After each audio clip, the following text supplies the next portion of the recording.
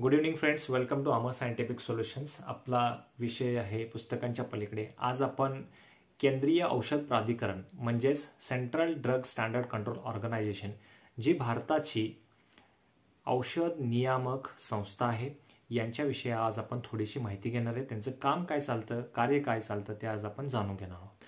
तर चला आपण या भागामध्ये सुरुवात करूया.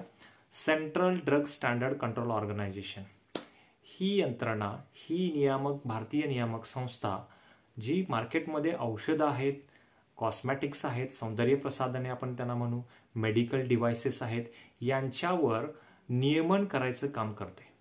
आता central drug standard control organization इतर देशांच्या जर बघितलं तुलनेत तर कशा पद्धतीने काम करत असते, जसं की आपण बघतो US मध्ये फूड अँड ड्रग ॲडमिनिस्ट्रेशन काम करतं. सिमिलरली इथं सुद्धा सेडेस्को तेच काम करतं. आणि युरोपियन युनियनमध्ये जर बघायला गेलं तर युरोपियन मेडिकल एजन्सीचं काम सुद्धा अशाच पद्धतीने चालत असतं.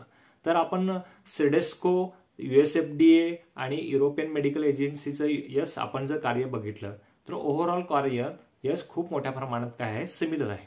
आता या सेडेस्कोचे प्रमुख कोण आहेत, तर सेंट्रल ड्रग स्टँडर्ड कंट्रोल ऑर्गनायझेशनचे प्रमुख आहेत drug control general of India. तर यांचं जे काम आहे हे सेडेस्कोच्या जे काही नियम आहेत त्या नियमांना अनुसरून आहेत, की जसं की नवीन औषधांना परवानगी देणं, नवीन जसं की एखादं औषध मार्केटमध्ये आणण्यासाठी क्लिनिकल ट्रायल्स करायचे असेल त्यांना परवानगी देणं, त्याच्यानंतर इम्पोर्ट ड्रग करायचं असेल त्याची परमिशन्स देणं, त्याच्यानंतर सौंदर्य प्रसाधनं असतील त्यांच्यासाठी असेल, मेडिकल डिव्हाइसेससाठी असेल.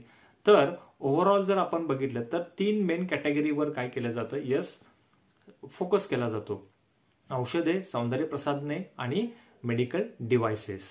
आता या तिन्ही बाबींचा जर विचार केला तर तिन्ही या बाबी म्हणजेच आपण त्यांना म्हणू शकतो की हे जे काही लाईफ सेव्हिंग जे काही ड्रग्ज असेल, कॉस्मॅटिक्स असतील किंवा मेडिकल डिव्हाइसेस असतील, यांचा मानवी जीवनामध्ये खूप मोठ्या प्रमाणात वापर केला जातो. आणि ते जे सर्व प्रोडक्ट्स आहेत किंवा उपकरणं आहेत ती सेफ असली पाहिजेत, त्याच्यानंतर क्वालिटी पॅरामीटर्सनुसार तयारी केली गेलेली असायला पाहिजेत.